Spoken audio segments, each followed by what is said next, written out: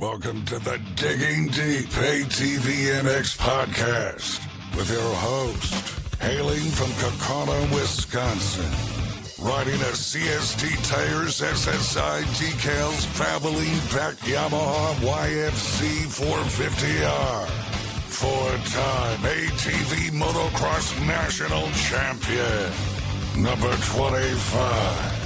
Cody Jansen. What's up, everybody? We're back.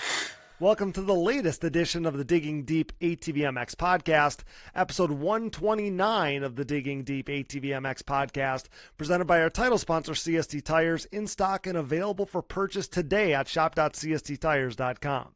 I'm your host, Cody Jansen, saying hello to our nearly 246,000 monthly Digging Deep listeners in the 106 countries in which you are listening, and you're in for a treat with tonight's episode. It's been a minute since our last show. I got a new job back in September, so that's been a little bit of an adjustment. So for episodes like this, I'm up at 2 a.m. just to get a quick workout in, and then editing before work, out in my truck, editing audio on my lunch break. But I can promise you that we're not going to skip a beat here at Digging Deep. We have a jam-packed next 6 weeks planned leading up to Daytona, starting with tonight's episode featuring Rath Racing's Daryl Rath. You're going to love this one as Daryl talks about a shared passion for racing between father and son, a shared passion that he's now living with his very own son.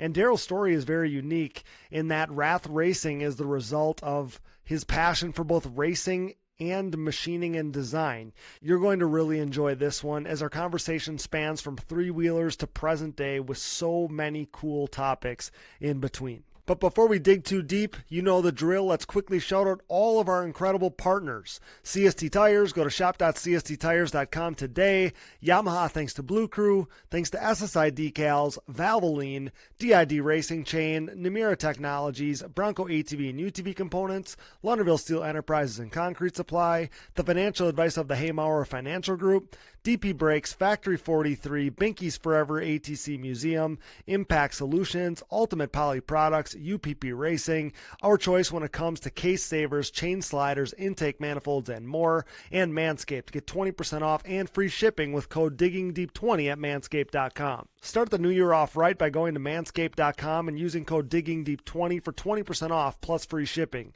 Whether it's the Lawnmower 5.0 Ultra, the GOAT of electric razor trimmers, my favorite, the Beard Hedger Pro Kit from Manscaped, or the best nose hair trimmer ever created, the Weed Whacker 2.0 from Manscaped, get 20% off and free shipping with code DIGGINGDEEP20 at manscaped.com. So rad that Manscaped continues to invest in ATV racing as a longtime partner of Digging Deep. Help us keep them in the fold and involved in ATV racing by using our Digging Deep 20 code so they know you enjoy digging deep in what we're all about here. Support all the great companies that support us, and for any products that fall through the cracks, click that Rocky Mountain ATVMC banner on our website to help us out.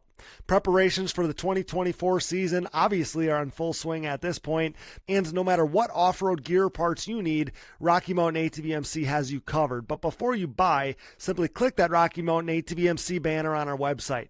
By using our specific link, we get a percentage of what you buy on the back end, enabling you to help us out while purchasing the parts you need anyway. And did you know you can buy OEM parts from Rocky Mountain ATVMC as well? Yep, shipped conveniently right to your door. So click that Rocky Mountain ATVMC banner at diggingdeepatvmx.com to help us out while satisfying all your gear and parts needs. Shout out to all of our donors. No new ones to shout out, I don't think, but if you are interested in donating and hearing your name on the show, you can find the Patreon or Buy Me a Coffee donation links on our website. Major thanks to all who have donated. Now, if you can't donate but you still want to help us out, you can leave us a rating or a review on iTunes and Spotify. That helps us out a bunch too. Now, it's showtime. The 30-second board is up, it's sideways, and the gate is down. Time to dig deep. Let's go! All right, guys, we're back here for another exciting episode of the Digging Deep ATVMX Podcast, and I'm super pumped to talk to tonight's guest, brought to you by the Haymauer Financial Group. Do you have the right financial advisor to help you reach your goals? Call our friend Scott Haymauer today at 920-338-8150. And with that, it is my pleasure to be joined by longtime ATV racing and industry figurehead from Rath Racing, Mr. Daryl Rath himself. Daryl, so great to have you here to join me here on the podcast, pal. Welcome to Digging Deep. I appreciate you being here. That's great to be on. I'm excited to see what we come up with tonight. Like I just said before we hit record on this thing, Daryl, we got so much stuff. You've done so much in your industry and in your racing career here. We have so much to cover. And like I said to you, I have a list of guests that I hope to get on the show here. And you've been near the top of that list for a long time, not to mention all the people that have suggested and begged for your presence here on the show. So again, buddy, I can't thank you enough for being here. And like I said, so much to get into here tonight. But for so many of the guests that we have here on the show, the story starts with, when and where you first got kind of bitten by the bug of riding and racing. So where did that start for you, Daryl? Kind of tell me where that story starts for you. But we're going to have to go way back. I'm going to date myself, but, I can remember this really, really clear. My dad, I grew up around motorsports, grew up on a farm.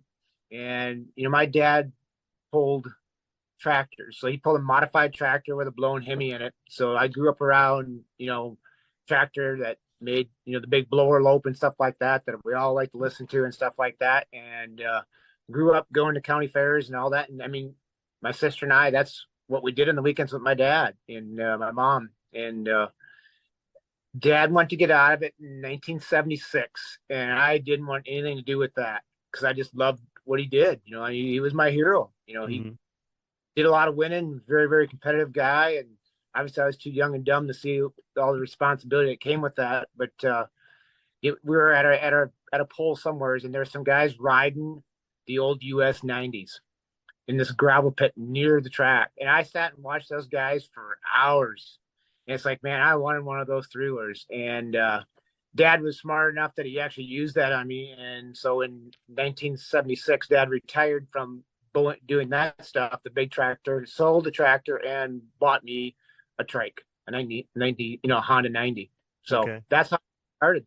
That's how it started. And so that does explain some of the, obviously like on social media and your personal social media and stuff in recent years, I've seen the tractor stuff and some of those builds that you do in that realm too. And that kind of explains why that's very much part of, your core and your heart, right? Like that's probably something that'll be special to you till the day you die. Like you said, for so many of us, like our dads, those are our first heroes. We grow up and you just want to be just like dad. Dad's your hero. And it's kind of cool to hear that special connection that you have to the tractor pulling and all that stuff. That's very much a part of your makeup, obviously. I was really fortunate. And, Dad took probably a year off, and I begged him because there's like a bicentennial like in my hometown. I used to go to a really, really small town.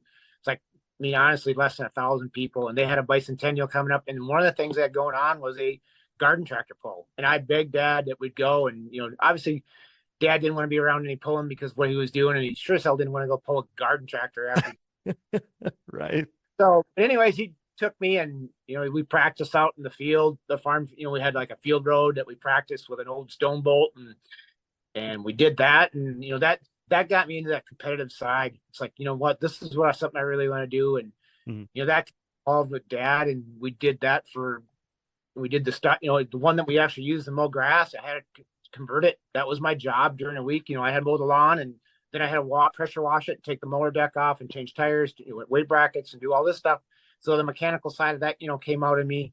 And that's Dad said, if you want to do this, you're going to have to put the work in. And you had to get it ready on, for Saturday or Sunday, whatever it was. That was my responsibility. He says, I'll take you and I'll support you, but you're not going to get this gold and do nothing. So that's how that got started. And that evolved into building, the modified minis and stuff like that. Mm-hmm. Wow. Yeah. What a story from cutting the lawn to converting the lawn tractor week after week. That's kind of funny. So then you get the three-wheeler and tell me like how, I'm sure, do you take right to it? And then how soon after getting this thing do you find yourself starting to compete or race? I mean, tell me how that happens. Fill the gap there for me. I just, like I said, 76 was the first year I had one.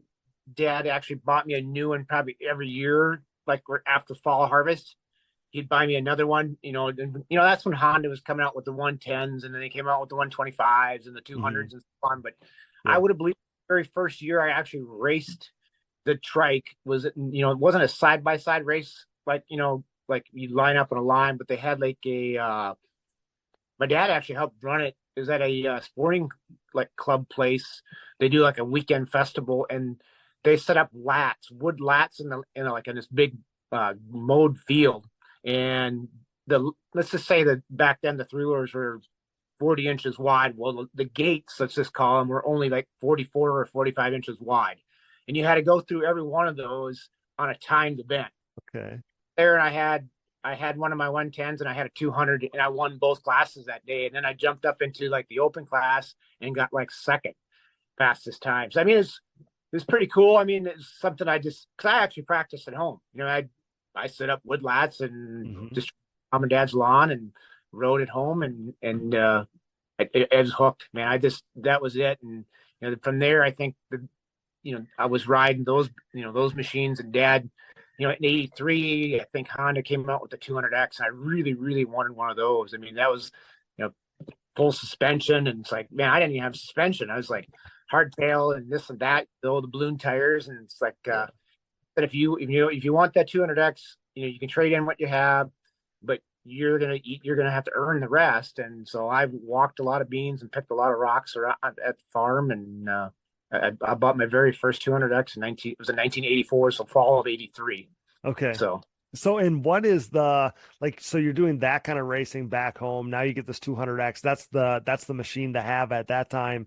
Like, was there regional racing going on of these things? Like, at what age do you start to realize like there's some racing going on out there, some bigger racing going on? Like, at what time does that get on your radar? That's a great question, Cody. And here's what happened is, I had some guys that were probably 4 or 5 years older than me that were nice enough to take me racing. Probably because they knew my dad from his, motorsports world and stuff like that. And Sure. They were nice to take me, and we'd go to these like county fairs, and they would mud the track down and make us wallow through that crap. And it's like, I didn't like that, because I like my stuff looking nice. And it's like, I didn't want to destroy my bike, and Right. Did a few of those, and then I got an opportunity to go to a race. I believe it was like a weeknight down at the Anoka County Fair. It was like a Wednesday or Thursday night, and they called it back then. It was called the Three Wheeler Connection, the series that ran that. Okay. And I'll never forget. We showed up at that place, and I'd never seen so many trikes in my life, Cody. I seriously. It was like, obviously I read Three-Wheeler magazine and stuff back then, and you had your Mickey Dunlaps and the factory Hondas and you had all that cool stuff, and you had the Power All bikes and stuff. Right. I mean, wide axles and short course tanks and all the stuff I read about in the magazines was there. And there was guys, some really fast dudes there. So that was my eye opener. I realized, hey, this is what I want to do. And somehow I got to figure out how to convince my dad to take me to run, because they gave me a schedule and there was more yet that fall. And I was bound and determined I want to do more of that. Okay. So then, because obviously I'm different era, right? But like, I'm from Wisconsin, you being Minnesota, like I'm assuming that not a ton of this series is like super close to there, or how far is this series traveling, I guess? Like, how much are you asking of dad at this point? That series mainly ran, like that Forest Lake area, Anoka County area, and then it bounced over into Baldwin, Wisconsin, which is right across the border. So yeah, roughly yep. 100 miles from Hutchinson, where I live here. And that race I went down to that night, and there was 20, because they had a stock, pro stock, and then they had the mods. And I raced stock class, so you couldn't change nothing. And there was 28 of us that night, and they ran all 28 of us in the main event. They had 4 or 5 restarts, and I whole shot at every one of them, and ended up winning that night. And it's like, I couldn't even believe it. It's like, man, okay, that's a lot of hardware. I mean, I'll never forget how many times I went to that line. It's like, my dad wasn't there. I was just with these guys, and they were busy doing their own thing. And it's like, I was overwhelmed and trying to manage all that stuff. I mean, I was 15 years old.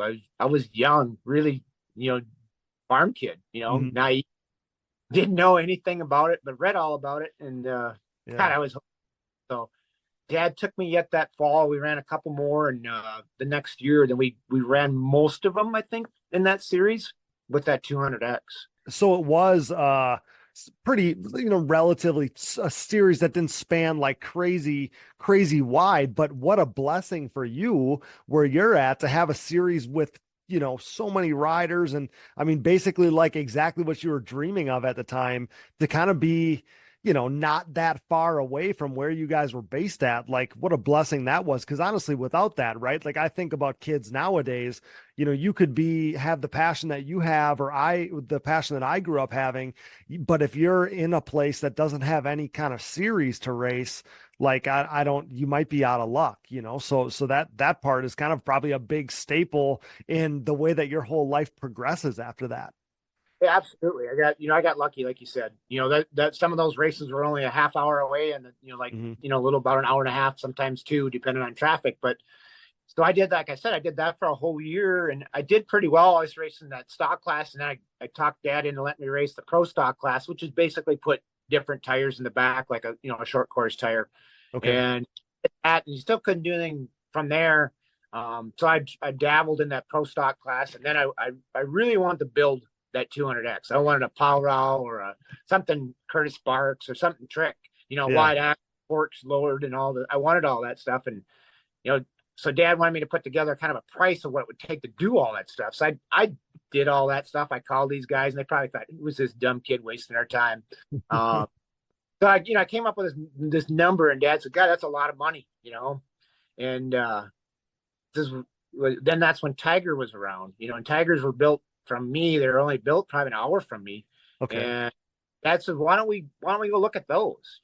Those things are pretty fast. And so I want to go look at them. And we ended up, Dad set up a dealership. We had to buy two of them. And we had got a guy, one of our local guys that I raced with, that actually used to haul me to the races, that haul me and stuff. And he bought one of them. I bought the other one.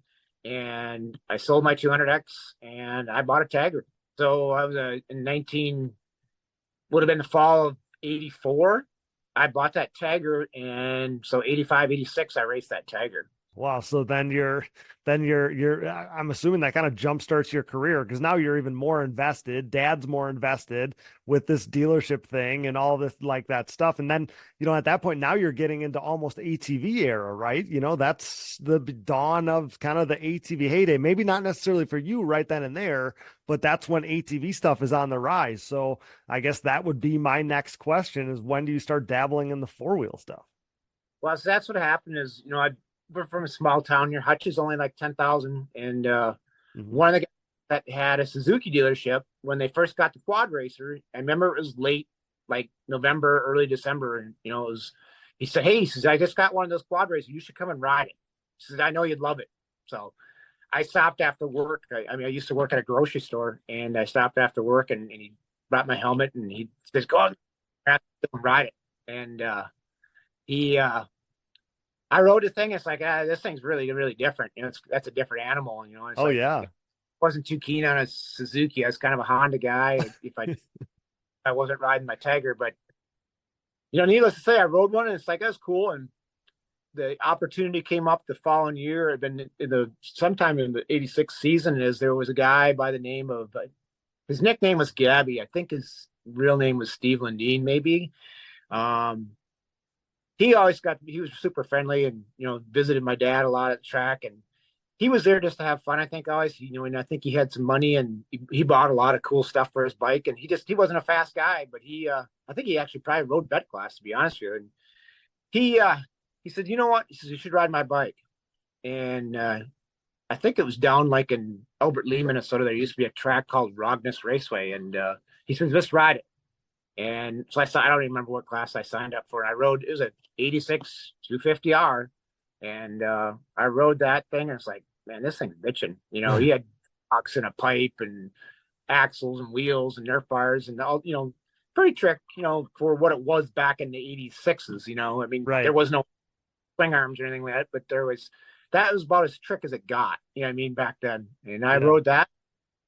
Okay, now this is my next step. And luckily we got along really good with the Honda dealer in town, and I sold the Tiger, and I bought an 86 250R for the next season. Actually, we built it for ice racing, and a guy by the name of Mike Ellsbury helped me with getting, the engine work and stuff. That used to be and he used to do a lot with Roger Berman when Roger rode for Factory Honda and stuff. So Okay. Mike made some really good stuff. And, I had a 250R also when I had that Tiger. And so the Tiger did one of those things, they're cool looking and everything, but they're a long ways from a Honda with the fit and finish and stuff. Sure. And, brake issues, and there's a lot of little issues in them things, but I honestly was more comfortable on my old 250R that I had than I was in the Tiger. Knowing what I know now, if I could have just took the stupid twist throttle away and threw it in the garbage and put a thumb throttle on it and boxed the Wayne at Pep and had him, redo the forks and stuff like that, I would have had a bad bike, what I mean? Mm-hmm. But young and dumb, didn't know anything, and I bought it, and that's what it was, and well, and I often think about when you think back to that era, especially so you talk about years earlier, putting this spreadsheet together for Dad, right? And trying to figure out what it's going to cost to build up your three-wheeler. And kids nowadays don't know, and I wouldn't even know how hard it is when you're a 15-year-old kid or whatever, and you got to pick up the phone and call these places that you're reading about in the magazines and figure out, what it's going to cost to build up this machine. And like you said, they're probably snickering at you like, man, this is wasted time or whatever. But yeah, nowadays, everybody's so in the know on the internet and social media and whatever. You can see everything that everybody uses and all these things. But back then, that's not how it was, and you were the outlier. You were the 1% that was also probably very interested in the technical part of it. And that's not how everybody's brain is wired either. No, I grew up around that mechanical side from Dad doing the tractor pulling and working on the farm. So I was blessed to had that background. And but I tell you, I mean, that I remember taking that 86 brand new four-wheeler and pushing it in my shop. I had a little heated shop, and we took the swing arm off, and Mike Ellsbury told us we had to cut that swing arm. We had to take I don't remember if it was an inch out of it or something like that, or an inch and a quarter out of it, right away, because to make it handle better.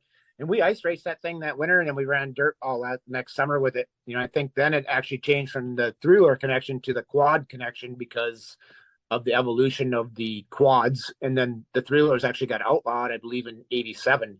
So that was the end of the three-wheelers. So that, that summer, or the summer of 87, that would have been all there was quads for us. Yeah, that era just changed so quickly, right? Of the three-wheeler thing, just got the plug pulled out, and now it was on to the ATV thing. So you talk about, you're into the mechanical side of it. You have this heated shop. I think at this point, you're still a teenager, right? I mean, you got to be about. I was still in high school or senior when okay. Well, I take that back. 87 would have been the first year out of high school. So I was going to tech school for a machinist, and that's when I started building some of my own stuff for that four-wheeler because I couldn't afford it. Got it. So that's exactly where I was going with this. Is so you're into the tech side of things. You have the shop you're working in, you're now in the tech school. Now I know that part of it. And I was just trying to put the connections together on when Rath racing starts to become a thing. Because at the beginning, I know how these things work. They start authentically. You don't just, roll out and put a sign on the front of the door that says Rath Racing. You already said that you like your stuff being nice and you're particular about it. And now I'm sure you're building some of your own parts or machining some of your own stuff or whatever. And then people look at Daryl's quad and say, hey, that thing's awesome. Hey, can I get one of X part or Y part or whatever it is? So you can kind of fill me in, but I know generally that's how these stories go. You hit it right ahead, Cody. I mean, like I said, I went to school to be a machinist. It was a 2-year program. And my teacher, the second year teacher, was actually road race bikes. So he was a racer, and him and I hit it off really, really well. And he was super, super flexible about letting me work after hours, because my classroom time was say from 7 to 1. Well, the school was still open until 5, but that was supposed to be only for second year students. Well, he'd let me run the machines as long as someone else didn't need to use them. And I'd have my quad in there and everything, and I'd be building foot pigs, or actually that's how some of my first sway bar and stuff got built was at tech school. And that's kind of the evolution of the only reason I did that stuff because I couldn't afford to buy the stuff because I was going to school and working part-time and just had because honestly, like, back then there was, sway bars were just a piece of chromoly tube with 2 chromoly ends welded on it and another chromoly tube. It was super, super crude. Yeah. Nowadays, I just kind of evolved doing that. And so, I mean, I graduated early, and it would have been like probably early, like maybe January, February of 88. And then I bought my first 88 250R. That's, they made that big change. They went to the aluminum swing arm. And I mean, that was like a kind of a turning point. That was the icon. I mean, we raced them for a long damn time. Mm-hmm. So that was a turning point. So yeah, 88, 89. And then I would assume as that machine comes out and now you're even finding your footing more with the development of stuff. And I'm assuming that that's really the start of some of, you kind of being the architect of some of the stuff that started really putting Rath racing on the map, ? I mean, you can kind of fill me in on that. I was fortunate enough. I met some people, through the races, being at the races a lot. Some people that were fairly close to me that their family owned a business made polydome and like the calf huts that you see around the. Oh yeah. They owned that, and they had money to spend and stuff like that, and they took me racing. I mean, they honestly took me everywhere, like whether it was dirt or ice or whatever. I went with those guys. They had a big trailer and all that stuff, and they just took me with because honestly, I could help them. And they had a track built and all this stuff, and tires and whatnot wherever I could, and we had a good working relationship. Well, they took me to San Antonio, Texas. So it was like March. I mean, I think I was still maybe in tech school when they did that to me. So loaded the bikes in the trailer, and they hired a guy to drive the bikes down that was laid off. And we flew in their dad's twin engine airplane, flew down to San Antonio, Texas. I'll never forget.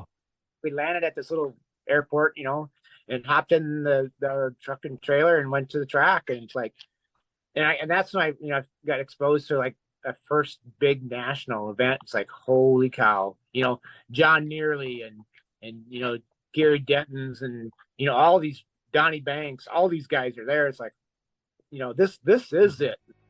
This is the next step for me. Right. We'll get right back to the show, but now a word from our sponsors. And thank you for listening to these ads. Without these great companies, none of this would be possible. Show your support for the people who support us.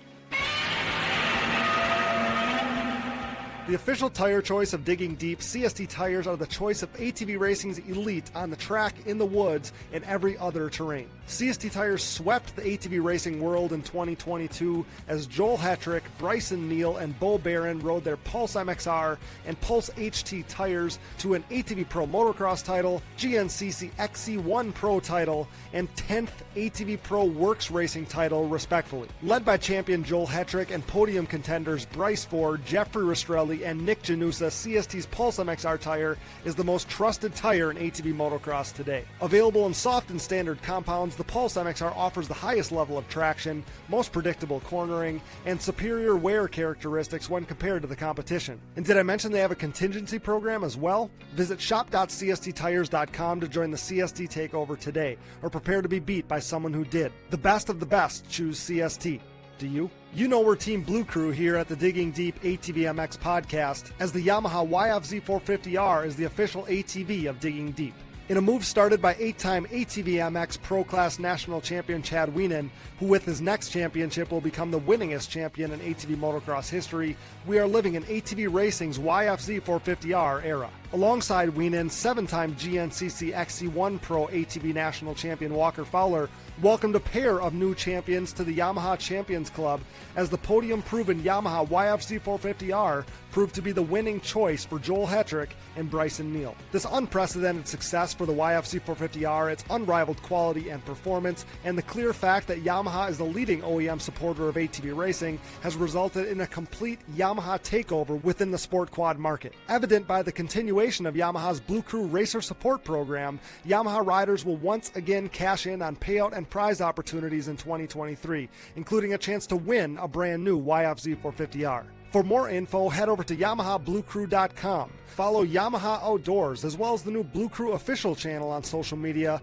and check out Yamaha's full proven off-road lineup at YamahaOutdoors.com today. SSI Decals, your way. SSI Decals sets the standard with the best looking decals, graphics kits, and vinyl wraps in the industry. Established in 1947, SSI took shape as an offshoot of their parent company by doing a little work for local pro Chad Wienen. Nearly 2 decades later, and fueled by a passion for ATVs, the company has flourished into one of ATV Moto's most recognized brands. From ATV Motocross, SSI has expanded into graphics and design work for top racers in GNCC, Works Racing, Pro Motocross and Supercross, off-road, and more, headlined by 8-time world champion top fuel drag racer Clay Milliken. Whether your project is big or small, SSI Decals will make your identity stick. Get started today at SSIDecals.com and use code DIGGINGDEEP10 for 10% off at checkout. Things are about to get sick.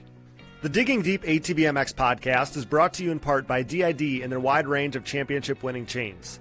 From the street to the track and everywhere in between, DID chains are designed to give you the optimal riding experience with great performance and increased chain life. Consistent to the core, pick up your box of reliability today. DID, what drives you? We are proud to be partnered with myriad Technologies. For over 20 years, Namira has pushed the limit of value and reliability in the ATV and side-by-side market. Covering more applications than anyone in the industry, Namira's full line of cast and forged pistons, connecting rods, gasket kits, and industry-leading top-end repair kits and more have led to higher overall engine performance for your machine. Visit your local dealer or online at www.namura.com and follow along on Instagram for giveaways and exciting new products in 2023. Namira Technologies, your one-stop shop engine component supplier. We are pleased to be partnered with Bronco ATV and UTV Components. Bronco has been an industry leader in replacement hard parts and accessories for all makes and models for over 15 years. With a catalog that includes a full line of electrical components, engine internals and cylinders, shock and suspension parts, winches, clutch kits, valves, carb kits, bearing kits, and drive chain parts, Bronco is your hard parts source for whatever you need for whatever you ride. Available exclusively through distributors around the world, visit your local dealer or online at broncoatv.com. For over 150 years, Valvoline has been dedicated to constant improvement and innovation across all disciplines of racing. As a proud member of Team Valvoline for nearly a decade, I have witnessed their unwavering commitment to pushing the boundaries of performance. Valvoline has sponsored some of the greatest names in motorsports, solidifying their position as a powerhouse within the industry. Being a part of this historically great team has been an incredible privilege. When it comes to my equipment, whether it's my daily commuting vehicles, race quads, or anything in between, I trust nothing but Valvoline. Their range of products and lubricants consistently deliver increased horsepower, durability, and engine life. I'm excited to announce Valvoline's breakthrough in performance, Valvoline Ultimate Power Sports. With up to 8 times stronger rust protection and 50% better wear protection, this cutting-edge formula ensures your ATV's engine runs smoother and longer for the ultimate ride. Tackle rugged terrains with confidence knowing your ATV's engine is equipped with the best protection available. Ready to experience the next level of performance? Head over to shop.valvolineglobal.com and use code DIGGINGDEEP10 at checkout to unlock an exclusive 10% off on your purchase. Don't miss out on this limited time offer to enhance your ATV's performance with Valvoline's Ultimate Power Sports engine oil. This is the next step for me. Right. The short and swing arms and there was A-arms and the shocks, the old white power shocks and all that stuff, work shocks, all that stuff was there. And it's like, wow, this is, the technical side of me just went crazy. I mean, those bikes are like so tricked, like to me, like that was seeing those bikes was like walking through a Supercross pits now, Yeah. So that was kind of the next step is I got into that. And, so after tech school, I got a full-time job as a machinist, and I had also took a part-time job working for a guy, and that guy it taught me a lot about being a fabricator, a machinist, I don't know, developer, whatever you want to call it. I'm not an engineer. I'm never going to use that term. Okay. He just made me think outside the box. Okay. And he worked full-time for 3M, and he was very, very smart and very willing to teach me. So I think if you've seen here recently, I did a little video on that 500 I built in the 250R. And that's that's kind of how this is evolving. I think you're trying to allude to me. How did Rath get started? So what happened is I wanted a 500 Suzuki. I seen Boyd Calvert. I raced against Boyd Calvert out in Sparta, Wisconsin, which is in, south. It's just across the border from southern Minnesota. And I remember racing against Boyd. And it's like, I knew Boyd ran the Nationals. I read about him. I mean, I read about him in the magazines. Mm-hmm. And, I wanted to beat that guy so bad that day, but, Boyd ended up beating me.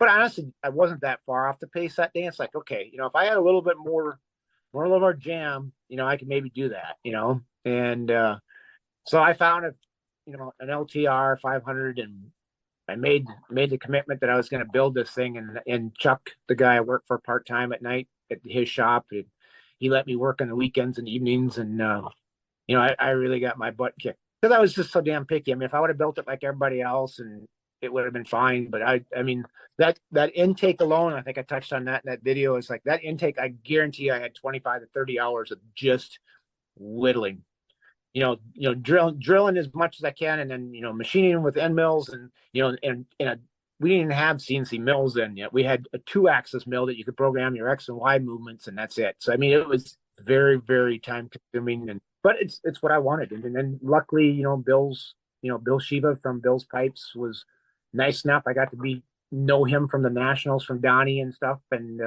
he was enough to build me a pipe. Cause I mean, I wanted a pipe to run on the right-hand side of the chassis. And he says, Daryl, you have to get your bike to me. It's like, I can't afford to get my bike to you, So I built that jig and bolted it in. All he had to do is bolt it into one of Donnie's chassis there. And he sent that pipe to me. And seriously, I bolted that pipe on. Within 5 minutes, it was done.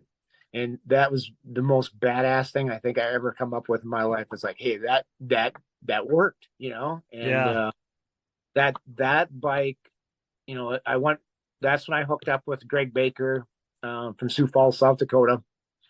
I raced with Greg around here a lot. Our paths crossed. I mean, and if you could run with Greg, you can run with anybody. Mm-hmm. And Greg wanted to go race the Nationals because I know he went to Tulsa, the Tulsa shootout and stuff, and all these events. And Greg said, let's just go to the Nationals. We can save money. We're about the same age. And he says, let's just go. And we committed, and we ran all the TT Nationals together. And, Greg dominated the 250 Pro class, and I focused on the open class and ended up, fifth that year because I ran some of the motocrosses. Greg didn't run any of them, and ended up fifth in points my very first year with that build. So I went back and worked harder. And I mean, I remember talking to Doug Gus. It's like, how do you hang on? How do you do it? And he says, Daryl says, you gotta ride. Mm-hmm. Yep. And I started putting in the work at home, but the biggest problem I ran into, I didn't have a practice bike. So, if I wanted to ride, I had to ride a race bike, which is obviously anybody listening to this podcast can just cringes when you have to go out and pound your race bike. Right. It was one of those things. I did the best I could, and it was a balance. I remember doing a lot of laps on a mountain bike on my track because that was the next best thing. That's all you could do. Yeah.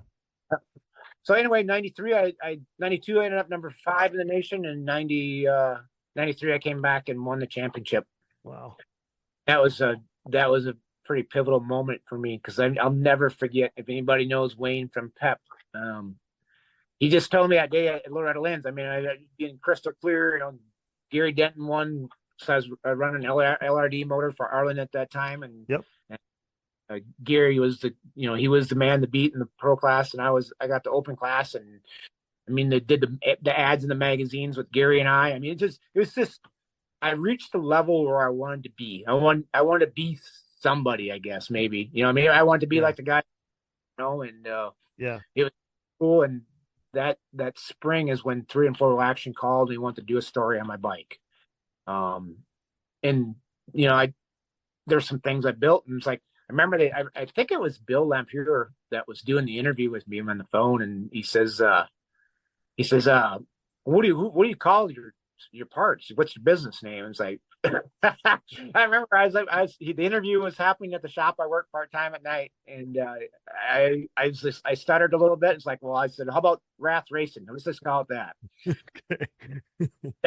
I mean, it's pretty lame, but that's really that's where it came from. That's awesome. How cool is that? So I've always thought a lot of pride as a racer comes from even being the guy who puts your machine together, like not relying on somebody else to put it together or do your maintenance or, whatever. Like even for me, like as I got older and transitioned from being a kid to being an adult, taking on more of that, like I found a sense of pride in that, especially when I did well, knowing that, hey, I'm the one that put this together. Like I set this thing up, so then I think of what that must have been like for you to be developing parts and actually developing the machine that you're racing and succeeding on and winning on, and then having articles written about. And now, like you said, now you're the guy in the magazine. You grew up looking at these guys, and I remember it too. I remember seeing the Doug Gusts and the Shane Hitts and the Tim Farrs, like for the first time when I was a kid. And it's like, man, they don't even feel real. They truly don't feel real to you. And I'm sure you felt the same way when you went to some of those races and were seeing, Gary or whoever for the first time, Jimmy White. And just for you to kind of turn the corner, turn into that guy. And I can't imagine the pride that must have come with, hey, like I built this, I built these parts that are on this thing. I can't imagine what that even feels like. Like it's gotta be the coolest thing. Well, that's what you said there, Cody's a mouthful. I mean, when I ran with Baker, Baker and I talked a lot. Baker came from his wife's family was big sprint car people. Okay. And we actually building a true torsion bar, sway bar, using torsion dart technology. And I built two, and Greg and I ran them, but Greg made me promise him that whole season that would just be me and him running those sway bars, because it was that big of an advantage. He felt that when we got it, that I wouldn't sell it to Shane or Timmy or any of the other guys. Sure. It was 1 year, and that's all Greg asked for. And Greg still has that original sway bar on his 250R. Really? That's one of two is still in existence. It's still in South Dakota right now. Wow. 3 hours I could be standing there looking at it. But touching on that, I mean, that's honestly, Cody's how I went racing. I mean, as you know, it costs a lot of money to travel and stuff. I mean, I built parts, sold parts at the track. I'd bring them with, and guys would pay me at the track, and and then, hey, two more guys, hey, can you bring them next weekend? It's like, that's how I paid for fuel and hotels, and that's how we kept things rolling. Mm-hmm. And the point where I was buying machine time and renting, shop time and stuff. And it's like, it was just getting out of control because I had no life left.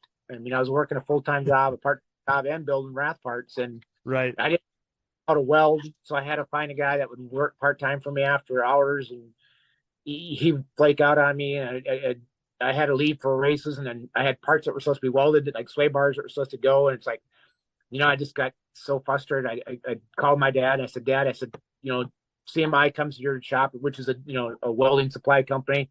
Okay. I said, see, give me a price on a Miller welder. I'm going to teach myself how to do this because I'm sick of dealing. Mm-hmm. And taught myself, and to be honest with you, that was again a humbling experience, but I finally got to a point where I could do most of it myself, and bought some equipment here and there, and try to be more independent as the steps came along. Wow. It's cool to think about, for me, to think about the early days of how all this came together, and then it becomes Rath Racing, and I know how all these stories start, but obviously, like, Rath has been a huge part of my racing career, my racing story. I've been a Rath rider for well over 2 decades. And I'm thankful, obviously, of course, for all that you've done for me over the years. But I've been up to the shop, and it's been years now, but I've been up to the shop, and it's beautiful. And for me to walk into a facility like that and again, I was maybe, 20 when I was there or something like that. But just to go into a place, and my parents owned, a ATV shop, but even to just walk in and see, the jerseys that you guys had on the wall and all the cool stuff being built and whatever, just to walk into a facility and have it be nothing but ATV stuff, man. was the coolest thing for me. So to think about like how it started and, how it grows over the years, and then, all the rad builds to come out of there that were born there. Just crazy to think about all, kind of the history that, Rath Racing becomes. And then your racing career is very much a part of all of that too, Daryl. I mean, you've done a little bit of everything. Like we've talked about, obviously the early stages of it, but as that develops, you're doing flat track and TT early, obviously ice stuff always. You're doing some motocross stuff. It goes on. You're doing supermoto and utility quads at the WPSA, and man, you've done it all. Like, so everybody wants to do things for a profession that they're passionate about. You find people that say, well, this is my day job, but I'm not passionate about it.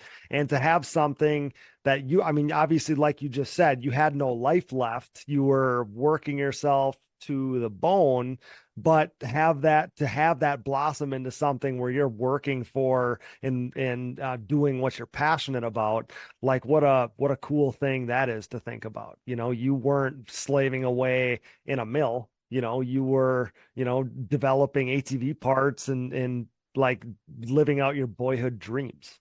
Yeah, it was, there's obviously, when you hear these interviews from these top level riders, they talk about all the work and the people that behind them. I can sit there and appreciate that because no one does it alone. Mm-hmm. I mean, you're kidding yourselves. You got to definitely cross some past commitment lines. I mean, all your friends are going to the lake and you're not going to the lake. They're going when you get old. I got old enough to be, you're 21. They're going out to the bar, or they're going to a concert or whatever. You're not going because you got work to do, or you're leaving to go to Tennessee or whatever. Mm-hmm. I've messed up for that stuff in my life, and I have no regrets because I put this perspective. I mean, Shane Hitt and Tim Farr, those guys were my era. Okay. Mm-hmm. And Keith Littles and those guys and Doug but I keep up with those guys every once in a while, maybe not so much by phone, but by text or whatever. And it's that friendship that's unconditional, I guess.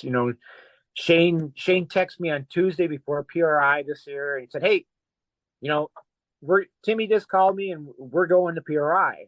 Because I messaged him like the week before about it, and he didn't think he was going to go because he went to SEMA. And that Tuesday night they were going, and he says, "You better get your butt down there." And then, I went down and I met up with those guys, and it's like we never ever, we hadn't probably seen each other in probably 2 years, or maybe a year and a half or 2 years, whatever it was last time. Mm-hmm. But it's just that friendship, that respect level. I mean, Timmy's come to my shop, and worked on his race car for, Can-Am stuff, for his short course stuff. And, Mm-hmm. he was panicking because, they were at ERX and they had a bunch of work to get done and it was pouring rain. And I said, "Just come here." I said, "I have all the equipment." And, we worked all night to get that thing together for him. And he went back to ERX and had a great weekend.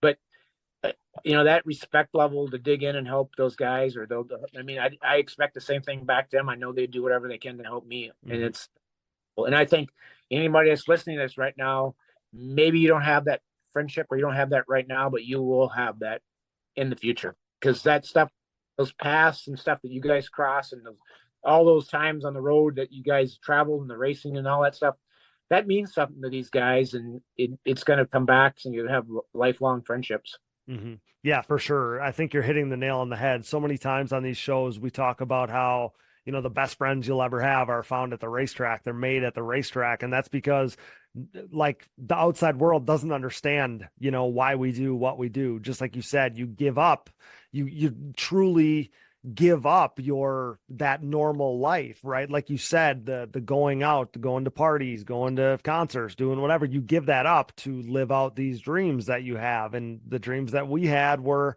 in the ATV industry, so kind of funny how that works. You're bonded in a way with the people you grow up with, the competitors you grow up with. So let's talk about some of the specifics before we get out of here, because I had already figured, Daryl, that this was going to have to be a multi-part episode here. We're going to have to do this again. I told you I didn't want to go a ton over an hour just to respect your time, but I do want to touch on a few things here before we finish up, because there's still tons of, like, we're still in the early stages of your story, but there's plenty of things that I want to touch on that I think the audience would be bummed if we didn't touch on them. So pretty cool to think about your racing career. Like I said, I hinted at the fact that you've done so much. Your racing career and Rath racing has taken you so many cool places. Tell me about the supermoto era of ATV racing. I know you were very much a part of that. I remember going to Shawano Raceway, I think, over here in Wisconsin, and going and seeing you and Cody Anderson and the boys racing supermoto at the time. I thought that the supermoto 2-wheel, 4-wheel thing was the coolest thing, where you're on the pavement and then there's a little motocross section and all that stuff. I still think that was so rad. So tell me a little bit about that, how that came about and how you were involved and how ATVs were involved and all those things. Tell me how that came about there. So that, that era would have been, probably the early mid 2000s, probably, I'm guessing. Mid, right? Because you weren't on 2-strokes at the time, so yeah. You're on PRXs. So I'm sitting here looking at one of the champagne bottles from the State Line Supermoto, and there's two of them there from 2007. That's what I would have guessed. 2007. Okay. Oh, yep. That would have been the beginning of me racing for Polaris back. That one I actually ended up down at the first year. I think I went down to the Supermoto in Vegas at the State Line race there. Yeah.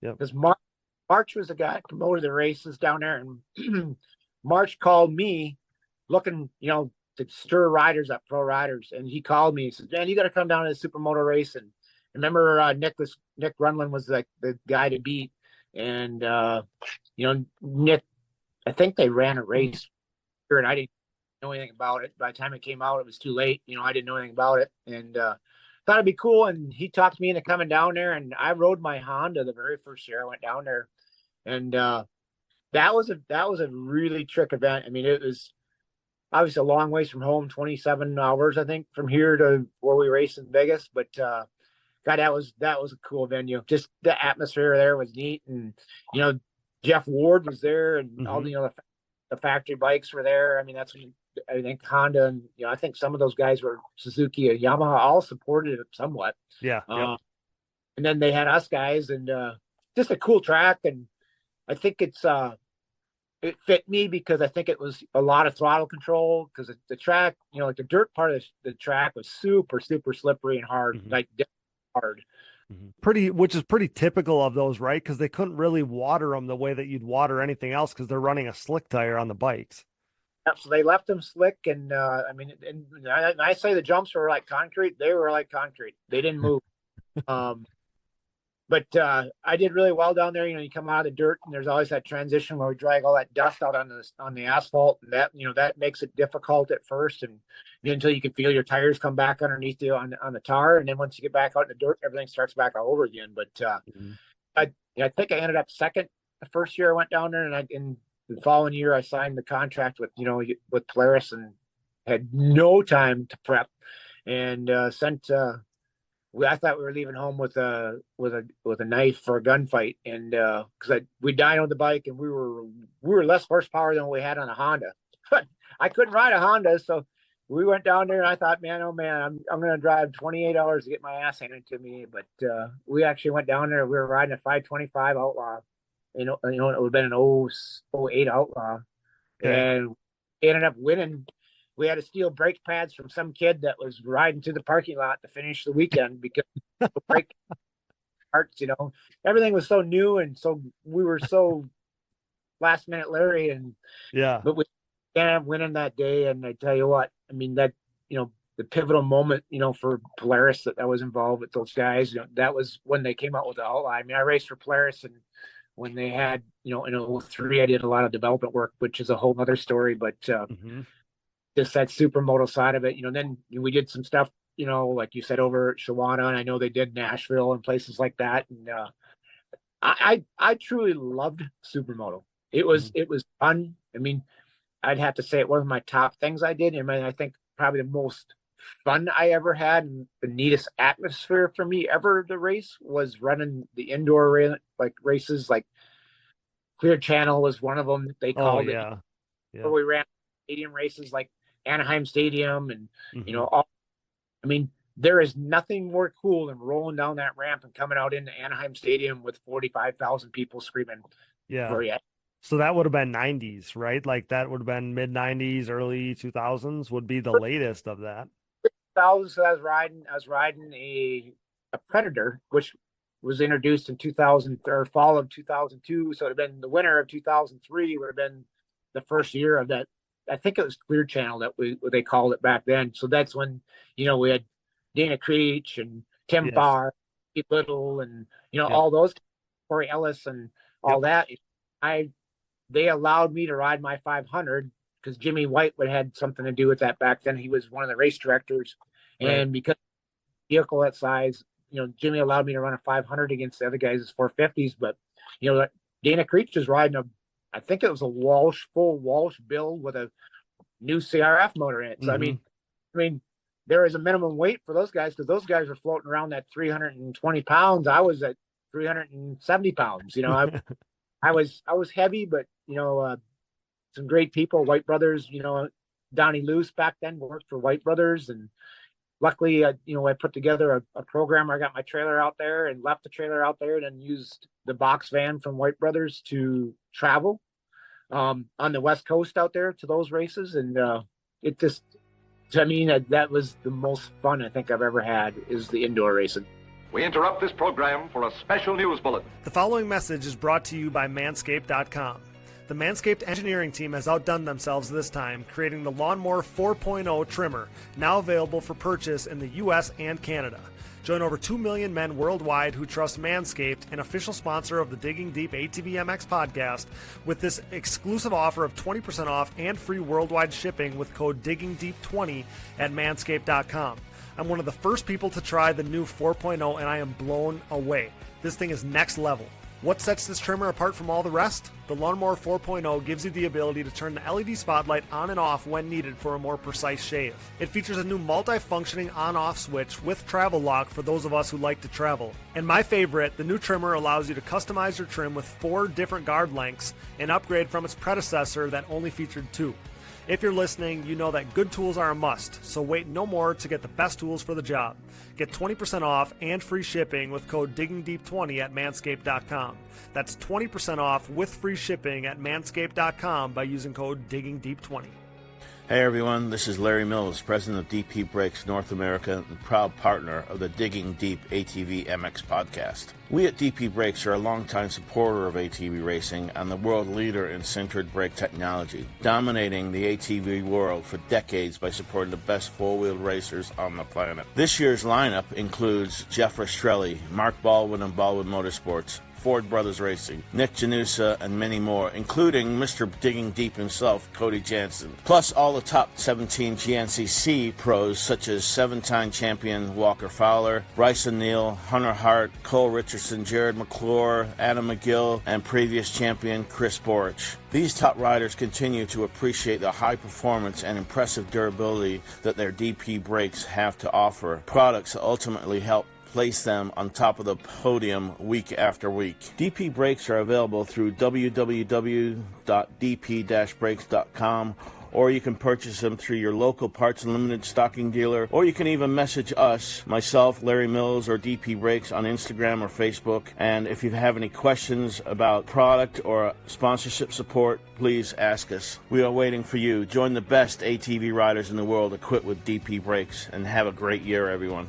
Nearing 2 decades into the brand's existence, Factory 43 is back and better than ever, continuing to make major waves in the ATV world. For the 3rd consecutive season, Factory 43 is the official aluminum parts choice of the Phoenix Racing ATV team, providing their state-of-the-art Evo Nerf bars, MX-style front bumpers, and grab bars for 2-time champ Joel Hetrick. If you're in the market to upgrade your Nerf bars, bumpers, or grab bars, head over to Factory43ATV.com to see their full line of industry-leading products available for all makes and models. Head over to Factory43ATV.com today. That was the most fun I think I've ever had is the indoor racing. I believe that. Talking to Dana, talking to Corey, some of those guys that were very much a part of that at that time, they've all said the same thing, that there was nothing cooler than being in those stadiums and all the people and yeah, the hoopla that was those races. So yeah, I'm glad that you were able to touch on that. So I agree to tie a bow on the supermoto stuff, because for me too, like that's one of those things that I wish I could have been of age in that era, because I would have loved to have done some of that. That looks like so much fun still to this day. And so, two topics I want to touch on about that same time period of 2007.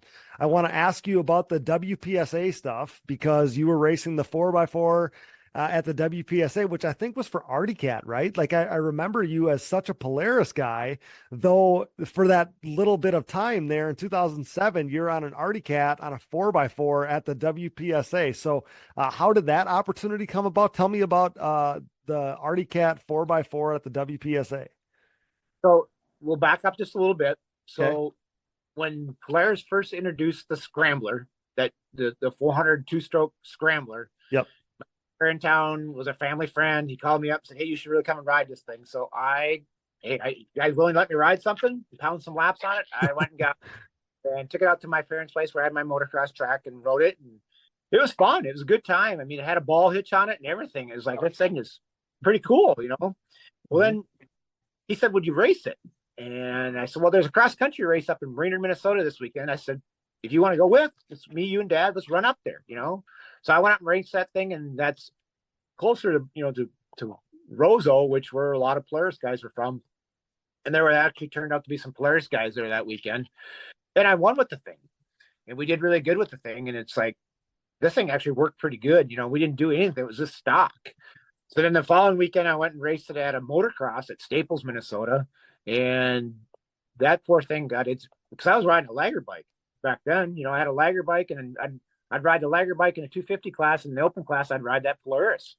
And it's like, I pounded that thing so hard, we had to cut the shock bolts out of the back to get it apart, you know, to get the So I did that, you know, the Polaris got involved, did some stuff there. I built some hand builds and stuff with those guys. And then at the time, they just said, you know, we this is all we can do for you, because they were not in the sport quad market. The Scrambler was that's where they were going to be. Okay. And they said, if it changed, you know, so this is 97, 98, you know, and if anything ever changed, we'll let you know. I got a call in 2001 maybe. And one of the engineers that I'd spent some time with, he said, "Hey, Daryl," he says, "we told you we'd call you when we were ready. And we're ready. We have a budget approved, and you are seriously our first call. Can you be here tomorrow morning?" It's like, I said, I have to talk to my boss. You know, I was at work, and I asked Dale, and Dale said, "Yeah, you can take tomorrow off." And so I had to be at the airport down in, you know, at a suburb of Minneapolis area there. And they flew me up to Roseau. I was up in Roseau by 8:00 in the morning. And I was in meetings all day long, but they wanted a wish list. So I gave them a wish list of that Predator, you know, with rebuildable shocks, you know, Douglas wheels and this and that, Maxxis tires and axle that doesn't break and all that stuff up front. And they built that Predator. So I did a lot of development work for Polaris, raced under contract the Predator for 2 or 3 seasons. And at that time, Polaris was working on an independent bike, because they wanted to get into racing GNCCs, and they thought that independent bike was the future. And yeah, I disagreed. I didn't feel that wasn't my direction. Okay. I wanted the Predator to weigh 50 pounds less, make more power. That's what I wanted. You know, I want to be able to race motocross, dirt track, ice, whatever. Of course. And yep. They weren't going that direction. So we split ways, no hard feelings, no fall. And they built that independent did okay, but didn't set the world on fire. So I was free guy. So I was just racing, riding my Honda. I went back and bought a Honda, built a Honda, and did all that stuff, you know, because I wasn't on contract anymore. And I was racing, and I got a call from Cat. They asked if I would come up and do some development on a sport quad. I had money's money, and if I can work with fun stuff, and I went up there and worked with those guys, and I was actually up at Cat I went up on a Monday, and it was Tuesday in a meeting, and I knew this WPSA thing was coming up that following weekend in London, Kentucky. It was a very Yeah, it was the very first round. And I was sitting in the meeting with those guys. I got a little more comfortable with those guys. I said, hey, how good's your utility? Oh, yeah, it's great. Got all kinds of ground clearance and super durable and all this. It's like, okay, well, let's prove it.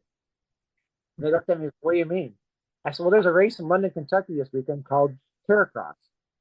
All right, it's quad train challenge. Sorry, it's quad train challenge. Yep. I said, let's go down there. I said, give me a bike and I'll ride it.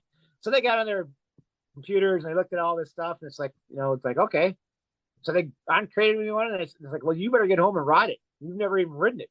So everything I was supposed to do during the week got canceled, and I called my wife on the way home about 3:00 in the afternoon. I said, hey, I'm on my way home. She goes, I thought you weren't coming home until Thursday. I said, well, there's a problem. I said, we're leaving to go to London, Kentucky on Thursday to go race a quad train challenge on a 4x4. She goes, you don't ride a 4x4. I said, well, I am this weekend.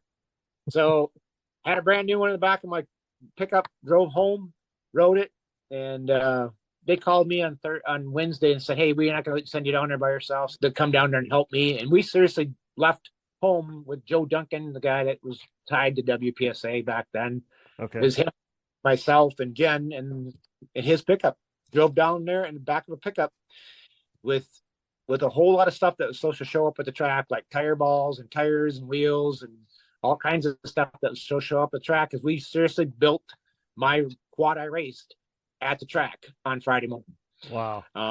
Which wasn't a lot of building because it was stock, so you have a tether switch and stuff like that. But it was definitely pieced together stuff. And, we ended up winning both days. And it's like, okay, now, we went home, and, the guys that were down there at CAT was a development guy I worked with. He was a tech, and it's like he was so excited, and it's like, what are we gonna do now? We're gonna race the rest of the series, and I was like, I will if you guys help me. You kind of had to now.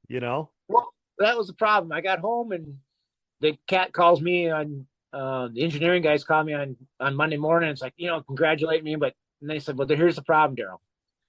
I said, what's the problem? And it's like, well, did you say in any of your interviews that you're racing for Artie Cat? And I was like, well, I don't think so. I said, I was riding Artie Cat, but I said I wasn't racing for Cat, or I wasn't racing for Factory Cat. Well, that's the problem we got right now, because we have no budget, we have no nothing, and so right now he says we're going to sell this. That we're going to do accelerated product development with you is what we're going to do.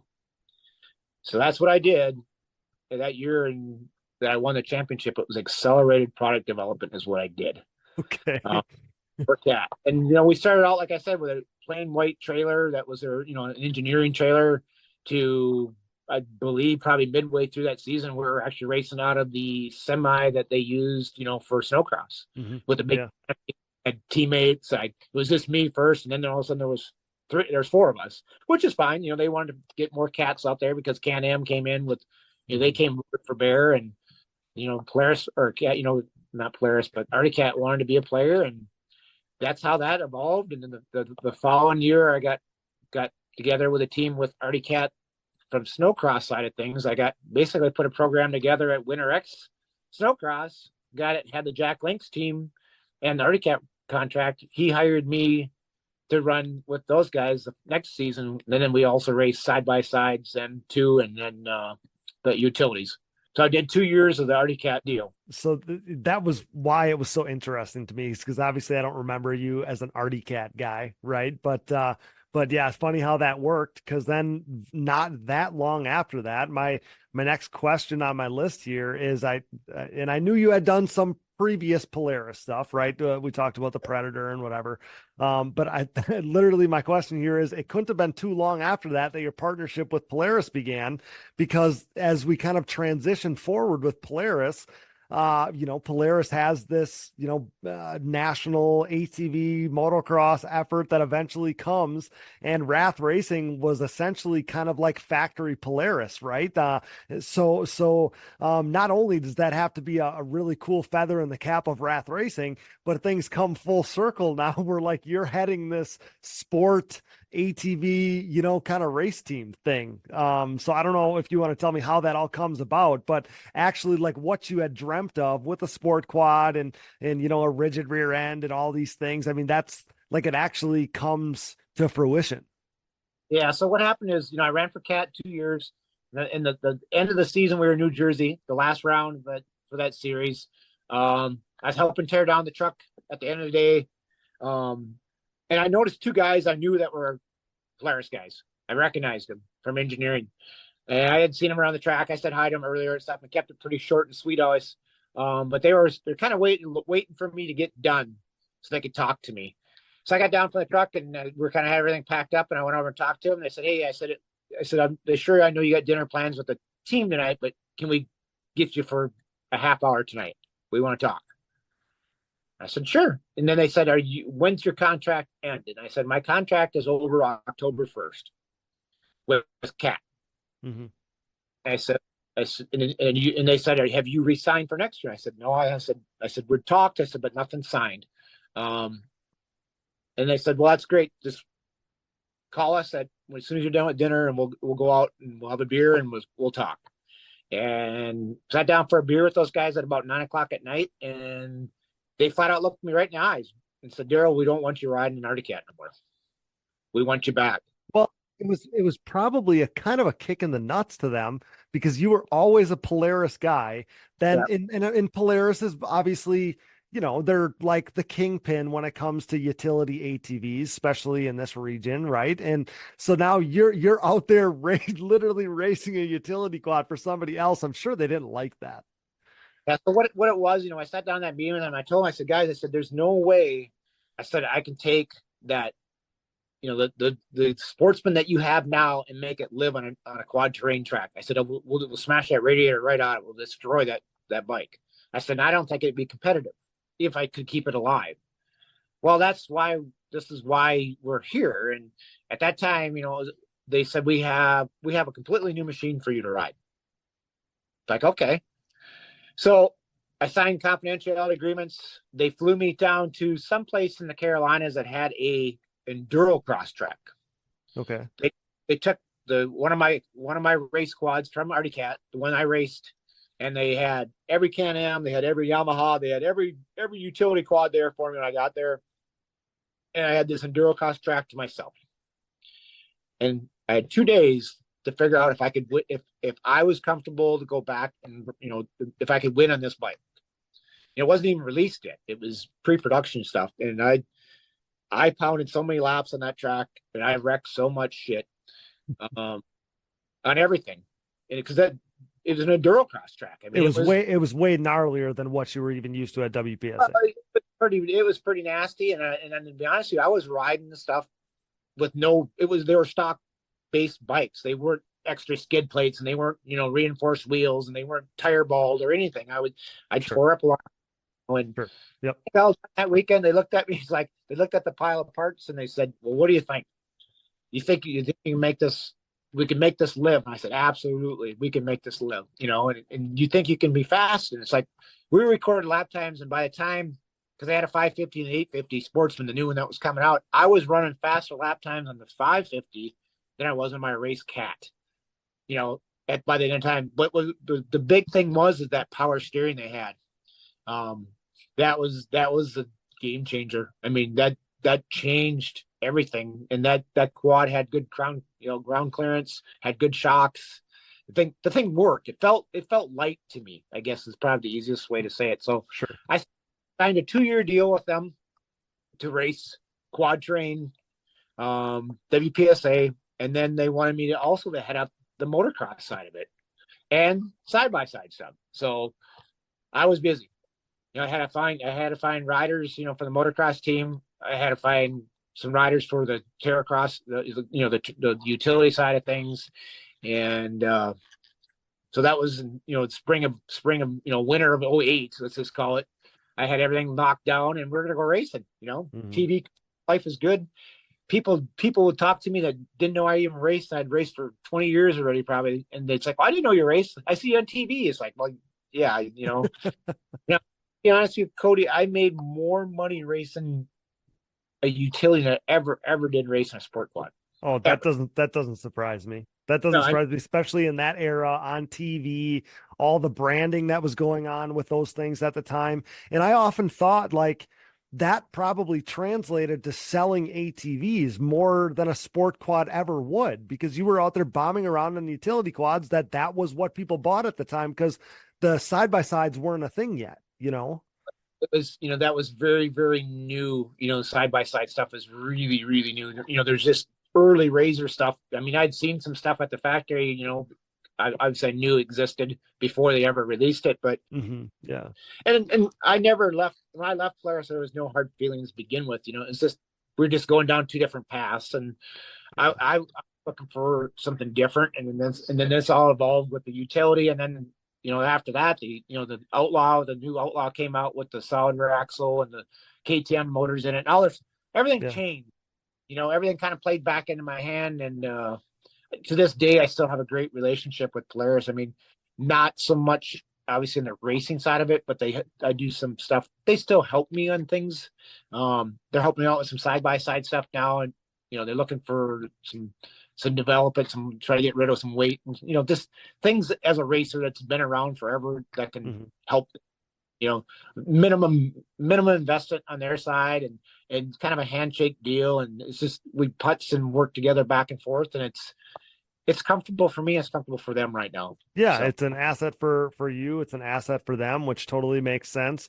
So tell me, I don't know that you would have been there that day, probably not, but when Casey Martin wins on the Polaris in the Pro-Am class, So I have to imagine that there was some pretty cool emotions that come along with learning that news. yeah, so so what happened is, we're all locked and loaded to go race WPSA. Everything, I would have been there with the team. We had everything ready. Yeah, but then the series folds when we were all ready to go racing in 2008. Yeah, so you know what happened. So all of a sudden it's like, okay, emergency meeting, drive down to headquarters in Medina. And it's like, okay, I got all these vehicles, I got riders hired, I got everything, we're ready to go racing, but we got no place to race. So the only thing we could do is we take the utilities and we go race GNCCs with myself and my riders. And then we take the motocross side of it and they go race the motocross nationals. And Jen went with those guys and worked as a team manager, I guess you'd call it, with, for that side of it.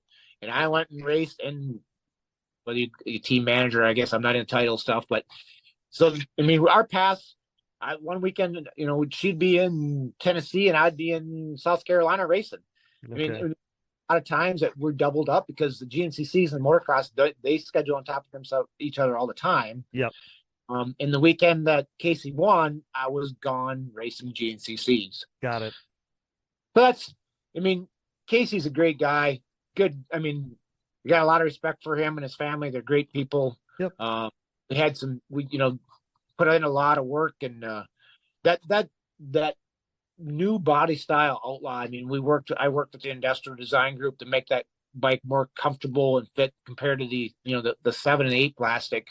The 9 10s. I thought the 9 and 10 Outlaws were a badass looking bike when they were all built. I mean, I thought they still do look good. I mean, I thought our bikes, the red, white, and black bikes, those things were clean looking, super nice bikes. Yes. Yeah. Actually, my very next thing that I have written on my sheet here is that some of those Polaris builds in the second half of that era there were pretty damn cool. And I wanted to ask you about it because the Polaris Sport Quad project, and then seeing it succeed at a very high level, almost as high a level as it gets. Like I said, I just assumed that some serious pride came with that, because you might have been the one with that vision before even anybody at Polaris corporate even was envisioning that. Well, that's what it started out way back in 2001 when they hired me to help develop the Predator. I mean, I can say it now, but I raced a Predator chassis with a YZ 400 motor in it, because that's all there was. Yep. And we called it a hybrid. And if anybody asked, we ran 400EX plastic on it and stuff. And if anybody asked, I was building it for a guy from the East Coast that wanted a frame of his own from me. So I'd go to these fair races and some of these local motocrosses and ride that chassis with the Yamaha motor in it. nobody knew the difference. And only one guy caught it. Someone made a comment that Polaris has a star on their logo. Okay. Well, the star, I forgot to grind off the front master cylinder. And someone was like, gosh. and the guy is looking at it in the pits. He goes, "Oh, you're running a Polaris front master cylinder." And the guys, there was an engineer with me from Polaris. It's like, he looked at me and I looked at him, and like, yeah, it's like, it actually works really good. And it's a lot cheaper than a Honda. And I luckily spit that out, and the guy never asked another question about it. Wow. It was over and done with. And, I got to race that bike the weekend they released it at the dealer show up in northern Minnesota. Nobody even knew it existed. And I had one ready to go, and I pounded a lot of laps on that thing. I went up that weekend, and I remember bringing it in the back of my little S10 pickup and went and raced up by Duluth, Minnesota at a motocross track. And that thing was just, I was so proud that we had a bike that was competitive. It was pretty cool. Success in the ATVMX world is similar to what creates financial success as well. The right people, the right advice, and more importantly, hard work and the benefit of an ongoing relationship as situations change and adversity is experienced. Do you have the right financial advisor to help you reach your goals? Haymauer Financial Group can create a personalized, goal-based plan to help your family prepare for whatever life brings. Call me, Scott Haymauer, at Haymauer Financial Group, a private wealth advisory practice of Ameriprise Financial Services, at 920-338-8150. That's 920-338-8150. Offices located in beautiful De Pere, Wisconsin, with registrations and clients nationwide. Headlined by the 4130 Chromoly, Launderville Steel and Concrete Supply is a full-service steel supplier of new and surplus steel, aluminum, and stainless steel products. This racing family-owned full metal service center and concrete product supplier comes with over 30 years of experience serving the entire United States from their central Midwest location. As the number one choice for nationwide shipments and with available next-day delivery in select areas, LSE has you covered near or far. 4130 is not just the chromoly tubing and plate used in the building of chassis for an array of motorsports applications, but it is also the name of the newest addition to the Pro Paddock, with riders Jaden JJ Launderville and Max Lindquist, introducing the new 4130 Motorsports team. Launderville Steel offers a large selection of material for any project, including their concrete division that can supply everything you need to complete your next business or personal project. For a quote or more info, visit laundervillesteel.com today or give them a call at 715-675-6193. That's 715-675-6193. Here at Digging Deep, we have an obvious passion for ATVs and pridefully enjoy sharing the sport's history. Since 2019, when the podcast was born, we've been working to partner with individuals who share our passion, but one man and his vision had been missing from our partnership group. Until now. When it comes to the sport's history, the hallowed grounds of Binky's Forever ATC Museum has it all. Binky Tapscott's mind-blowing collection of 3- and 4-wheelers has preserved history by spanning all makes and models, from Honda 3-wheelers in chronological order to unique builds that shaped ATV racing as we know it, like Doug Gust's iconic DRZ-powered hybrid thumper and everything in between. There's no denying Binky's passion, a passion that we certainly relate to here at Digging Deep. Binky's goal is to share his amazing collection with fellow enthusiasts by making his prized possessions accessible to the public via scheduled visits. Follow Forever ATC Museum on Facebook and watch foreveratc.com for further updates on possibly getting a chance to see Binky's Forever ATC Museum for yourself. We are proud to welcome Binky's Forever ATC Museum to the Digging Deep family. As the number one podcast in ATV racing, it's only right that we partner with the industry leaders in suspension tuning. Insert Impact Solutions. Impact Solutions is a full-service ATV and side-by-side suspension center specializing in the revalving and service of your motocross and off-road suspension. With over 25 years of elite-level knowledge, experience, and testing with riders of all ages and ability levels, Jay Goebel and the Impact crew strive to exceed clients' expectations for service and setup. Impact Solutions is the official Elka Suspension Service Center of the United States, offering unmatched product knowledge and experience. Whether you're in need of service, parts, warranty, sales, or technical support, Impact Solutions has you covered. Head over to ImpactSolutionsATV.com or give them a call today. With the desire to keep you in the race, Ultimate Poly Products offers the Ultimate Protection collection of case savers, chain sliders, intake manifolds, and more. Founded on quality in 1998, this family-owned and operated business produces products created by racers for racers. These industry-leading products are proudly made and manufactured in the USA, with their case savers being made of the highest quality American-made polyurethane on the market and designed to completely conform to your engine case to help prevent case damage from a thrown chain, because no one wants to be a spectator on race day. Join top pro riders like Bryson Neal, Walker Fowler, John Glotta Jr., Adam McGill, Cole Richardson, and more by using UPP Racing products. Use discount code DiggingDeep15 at uppracing.com to save on your next order. Ultimate Poly products, made to last longer so you can ride more. Thanks for listening, and remember to support our partners. Now back to the show. That's pretty cool, especially thinking about that hybrid there. And I guess as we kind of try to fast track some of these last questions that I got, remembering some of those builds and all the cool builds that you've had, they're countless. So I don't even know how I would ever ask you what's your favorite, but I'm going to ask you anyway. Do you have a favorite build? Like when you think about all the stuff you've done from the start till now, do you have a favorite build that comes to mind? Thinking about hybrids and all the stuff you've done, do you have a favorite? Well, I think one of them, I think we always look at pivotal ones, right?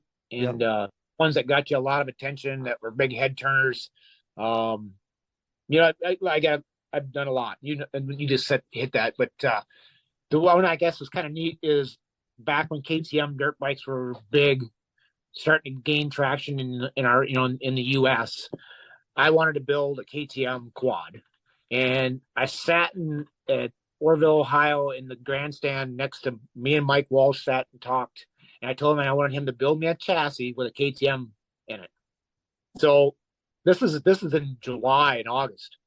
So Mike, I sent the motor. I bought a bike. I think I bought a crate motor at that time through my dealer, luckily. And I shipped the motor down, and Mike built the frame and sent it back up to me. And I built that one that was like in the front of ATV Sport. It was in front of dirt wheels too. We got front covers, got center folds on all that bike. I mean, I got so much cover. I went to the dealer shows, and it was such a head turner. That bike was so beautiful. I mean, it was one of those things that was completely built from the ground up. Mike built the frame, swing arm, A arms, all that stuff. So it was just a cool build, just a lot of neat stuff. That was probably one that I got a lot of coverage out of it. I kind of exploded from there, and building other things. But that was something I guess was neat, because I actually worked with Mike, and I got a ton of respect for Mike. I think Mike's a very, very intelligent guy. His dad was around. I mean, his dad taught him a ton about fabricating and stuff like that. Yeah. So it was one of those things I thought it was kind of neat, because it was a joint effort between the two of us, maybe. Yeah, so. Yeah, that's cool to think about. What year would that have been? It had to be early 2000s ish. Yeah, because that was before I had to sell that bike when I signed the contract to go race for Polaris with the Predator. Yep, that would make sense. That would make sense. It's art in a way, right? Just like so many of the products that you guys build are works of art. You're like an artist, and the products not only are a huge part of the market share today, but also kind of thinking about the stuff that you make, the parts that you guys build. Got to be kind of prideful to think about like how Rath parts have been basically on, at one point or another in ATV racing, just about everybody's bike has had Rath parts on it, bumpers or, grab bars, sway bars, Nerf bars, all those things. There's got to be a lot of pride that comes with that, Daryl, I would think, because anybody has had Rath parts on their quad at least one time or another. That's a pretty darn cool thing to think about. Yeah, it is. And Cody, it's at the end of the day, I got a great crew. And I'm extremely proud of my guys. They always was told surround yourself with good people, and I've been fortunate. I've got some guys that have been with me for 14 years, 15 years. I think it's they wouldn't be here if they didn't like it, right? Mm-hmm. We've got to work on some extremely cool stuff for Polaris. We did we used to do a lot for the industrial design group. I mean, I built some pretty crazy stuff here. I mean, I had contracts, working with Yamaha, when they developed that, the new 4-stroke stuff. And Sure. so I had one-way glass and doors locked and in separate rooms in the shop. And I had Japanese engineers working out of my conference room. And I mean, Cody, there's so many layers of this stuff. And I've been truly blessed, by working with very, very intelligent people from all walks of life, whether it was, engineers from Japan or whatever, Polaris, Cat, I mean, I guess I've always tried to be a sponge when I'm around those guys, because you can always learn something from these people. And I got a ton of respect for all those guys. And I think it works both ways. I think, because I mean, at the end of the day, I never want to burn any bridges. I still can shake hands with the guys from Cat. I still can shake hands with the guys from Polaris, Yamaha guys. I mean, it's just, I mean, I even rode for Factory Suzuki one weekend. Rod Lapuziak got me a King Quad, and I raced it. I actually raced it too. I raced it at Ironman, GNCC, and then 2 weeks later, I ran the Enduro Cross race at Guthrie, Oklahoma with it. Wow. That was it. 2 races. That was over. Then I got tied back up into something else. I mean, just like you said, I mean, the days of the WPSA days, when the marketability of the talented, the top riders back then was unbelievable. I mean, I don't know if we'll ever see that again, Cody. And to put that into, for people to understand it, the riders that never got to do that, it's sad, because it's like, and I wish I would have known that it was going to crash. You know what I mean? And then, it's just, it's unfortunate. I mean, because I looked at what Polaris was working on to develop, and their next level Outlaw. I mean, I was looking. I mean, if that thing would have came out, I truly thought, and to this day, I still believe that would have been the quad to have. It would have changed things, because we had some people there that had that hunger in the engine. Because it all comes down to people, Cody. If someone gets a job, it's like it's his. All of a sudden, it's his task. It's to develop a sport quad, and he doesn't have the passion for it. Yep. It's not going to be great. It's going to be good, but it's not going to be great. Yep. But we had some people there that were passionate. I think they fed off of me because of my passion and how hard I worked on everything. Some, and they knew that they needed to be part of it. But that what happened then, is when with Polaris, is the sport quad market wasn't paying the bills. At that time, Polaris couldn't build enough razors, and it was pretty hard for these guys to sit down with bean counters in these meetings and say, by the way, we're going to shut down production on the razors for a month and build Outlaws, 10,000 Outlaws that we might not sell. And that it just doesn't make sense, when at the time they were trying to build probably 70, 80,000 razors as fast as they could. Yeah, couldn't build them fast enough. Yeah. Correct. And they couldn't, that razor platform originally they never ever expected to sell what they did. The tooling and stuff was never ever supposed to run as many as they did of that original razor platform. Not even close. I mean, that honestly I think of all the things that caught Polaris off guard, is how that blew up on them. Yeah, I'm not surprised by that at all. But I think for so many of us that were involved at the time, it was like you're reading a book. You read the first 2 chapters, you're ready to, flip the page to the 3rd chapter, and it's a blank book after that. Like, that's how everybody felt when the WPSA went away. And I think that you're speaking exactly what I would have said too. Like, we didn't even get a chance to appreciate it, because that's just not how we operate as humans at the time. We don't appreciate what we got at the time. We were just rolling out like, this is the new norm. We're on ESPN2 every weekend. This is just the thing. And as we're rolling out for year 3, I mean, it was only a couple months before that first race was going to go down, and all of a sudden, bang, there is no series. And it's for people that weren't living it at the time, you can't even put into words like the shock and everything that comes along with that. But yeah, Daryl, like I said, we could talk ourselves blue in the face about all this stuff. We have so much to talk about. I feel like we're just scratching the surface here. But just talking about your career, Rath racing as a whole, I think that you have so much to be proud of. And again, I can't thank you enough for supporting my own personal program over the years. So many people listening right now have been supported by Rath Racing, I'm sure, and can't thank you enough for all that. I can't thank you enough for your time tonight too. Like I said, I feel like we're just scratching the surface here. We're going to have to do a part 2. Let's end it with a favorite racing memory. Do you have a favorite racing memory, whether it's kind of cheering on maybe your riders, racing yourself? Do you have a favorite racing memory of the million that you probably have? Could you boil it down to one? Yeah, there's so many, Cody, but I think there's some that, just kind of stand out. I mean, I think the very first race I won on that hybrid I built when I beat Shane and that day. I mean, Shane was like you said, you hit on it earlier. Shane was he was the guy. He was the guy. Yep. I mean, if you could beat Shane, you could beat anybody. It's like, and that day at Dallas Ricker in Tennessee, I mean, got the whole shot, and I was leading. And I remember the guys that were with me. It's like they're giving me the hand signals every lap. It's like, what's going on? Where is Shane? Where's Darren Nacarado? Where are these guys? These guys got to be catching me, because I knew my conditioning wasn't where it needed to be, because it was early in the year, so I couldn't even hardly ride at home. Right. It was muddy snow at home yet, and we're racing down in April in Dallas Ricker.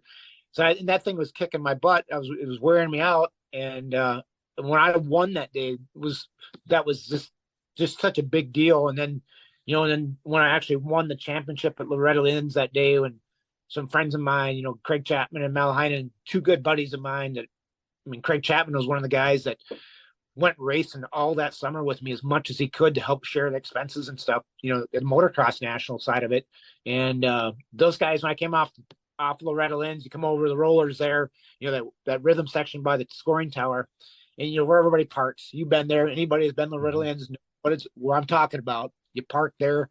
Those guys had peeled the number 5 off, and they put the number 1 on my front number plate. I'll never forget staring at that big fat number 1 on my bike. It's like, this is it. I mean, like Gary Denton himself came over and shook my hand, and Arlen from LRD came over and hugged me, and Wayne and all these guys. I mean, just there's so many people that all that season that maybe they believed in me, and maybe they thought it's like this could be my year to get that. And it's like that's such a pivotal moment, I guess. Mm-hmm. That ride home just seemed so weird. I guess that was the thing in the world. Well, it's funny how those memories, though they were, decades ago, they stick with us, because they're like, you can still feel it. You can still feel that feeling to this day. And that's what we live for, right, Daryl? I mean, you're always chasing that. Doesn't matter how how much older we get, all the years that go by, whatever, like, as long as we're living, as long as we're breathing, still competing, that's the feeling that a person lives for. You're just trying to relive that feeling again. But like I said, it's funny how those memories stick with us. And it's funny how, and I know we haven't told your whole story here. We're going to have to, like I said, we're going to have to tell more. But we've filled in some gaps here, and the story started with you and your dad kind of sharing a passion for racing.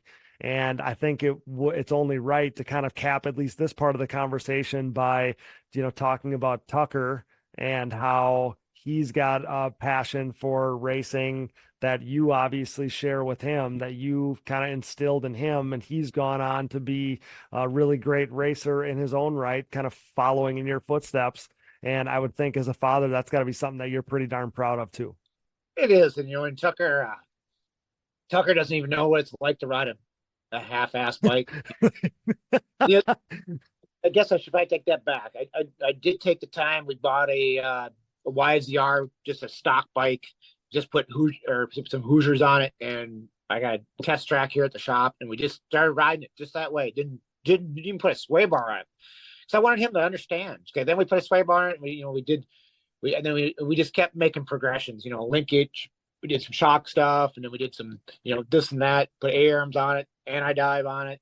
And just building that stuff and trying to show him what it takes to get to the level that the stuff that he normally rides. And I think that was a big eye opener for Tucker. I mean, just to be able to see that side of it, because otherwise everything I've ever built for him, it's like it was always the cat's meow. It Usually was because, trick. Yeah, for yeah, sure. I mean, his 250 hybrid was badass. I mean, his 300DX was bad. I mean, it's like he's had some really, really trick buggies, and you know what? And the kid puts it down. You know, he worked his butt off and rode hard and won some championships along the way and stuff. And you know, I got to share some podiums with him, you know, on pro level stuff here and pro stuff, and it's really that's some pretty cool dreams to come through. I mean, how many guys in their 50s can say they shared a podium with their son that was in their 20s?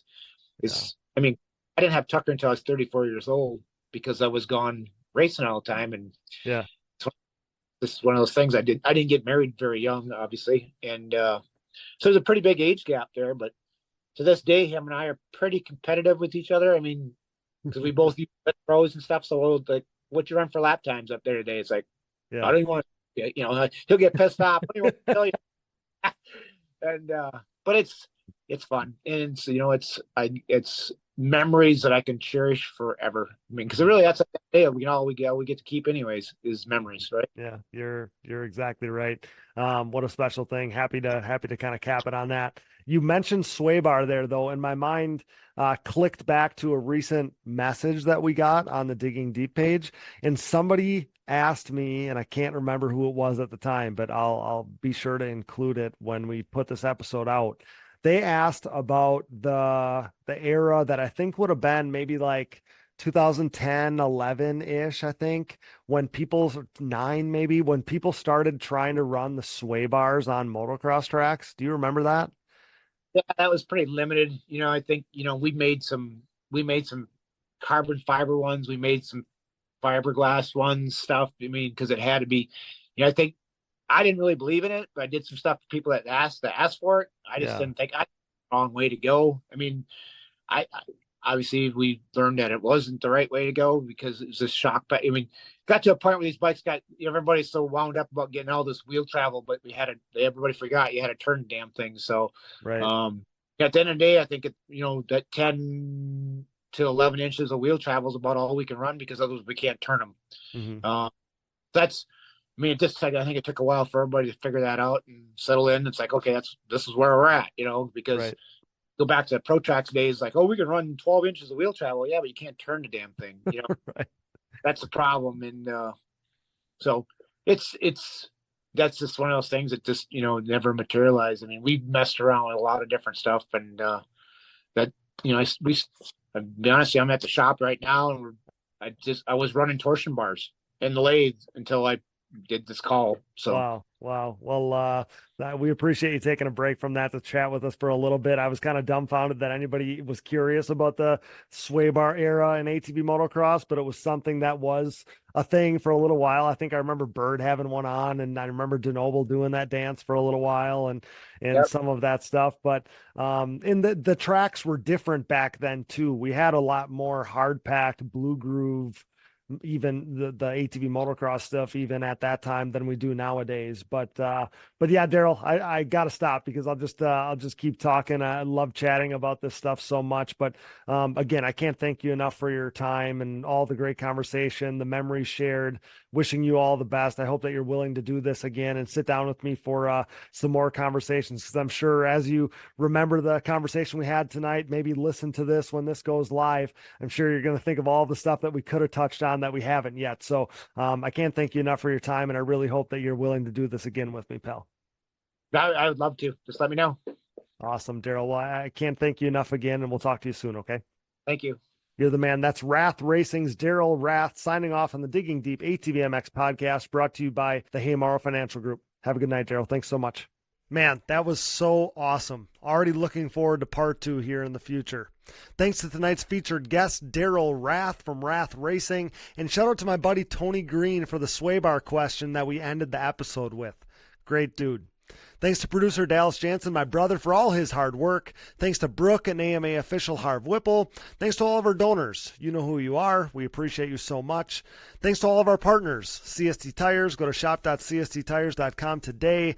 Yamaha, thanks to Blue Crew. Thanks to SSI Decals, Valvoline, DID Racing Chain, Namura Technologies, Bronco ATV and UTV Components, Launderville Steel Enterprises and Concrete Supply, the financial advice of the Haymauer Financial Group, DP Brakes, Factory 43, Binky's Forever ATC Museum, Impact Solutions, Ultimate Poly Products, UPP Racing. Use code DIGGINGDEEP15 at uppracing.com, and Manscaped to get 20% off and free shipping with code DIGGINGDEEP20 at manscaped.com.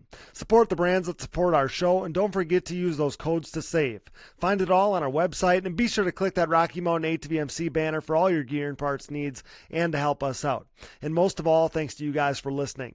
Shop.diggingdeepatvmx.com is where you'll find all of our Digging Deep merchandise, and be on the lookout. We have some new items dropping in the very near future, like meaning the next few days here. So be on the lookout for that at shop.diggingdeepatvmx.com. And attention all ATV fantasy players, a new season of Digging Deep ATV Fantasy is on the horizon at this point, and we are very close to rolling out sign-ups and things for this 2024 season, I would say within the next week or two. So by the next episode for sure, we're probably already going to be live. My goal is to have it live by February 1st.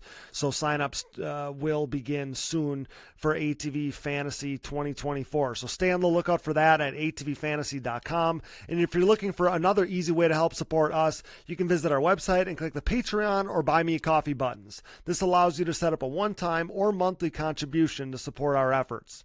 Follow the show on social media, Digging Deep ATVMX Podcast, and myself, Cody Jansen, for additional content coverage and more fun stuff as this 2024 ATV motocross season creeps up on us. It's just around the corner. You can find us on Apple Podcasts, Google Podcasts, Amazon Podcasts, Spotify, Stitcher, and more. Wherever you find podcasts, you'll find the Digging Deep ATVMX Podcast. All episodes, additional podcast providers, sponsored links and discount codes, show merchandise, fantasy info, and more can all be found at our website, diggingdeepatvmx.com. Be a friend, tell a friend, please download, subscribe, rate, review, and share. And with that, for Daryl Rath, Brooke Jansen, Dallas Jansen, and I'm your host, Cody Jansen, thanks for listening to and making us the most listened to podcast in ATV racing, with nearly 246,000 monthly Digging Deep listeners in 106 total countries. Until next time, thanks for joining us in Digging Deep with the Stars of ATV Motocross.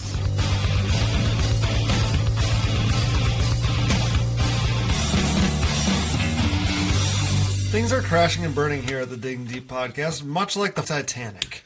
Those guys were hauling ass, for real. I remember watching Doug Gus, I don't know who it was, Steel City, running the same times Friday afternoon as James Stewart was on Sunday back then. It was mental. I've never seen quads go that fast. Quad leaders are freaking gnarly.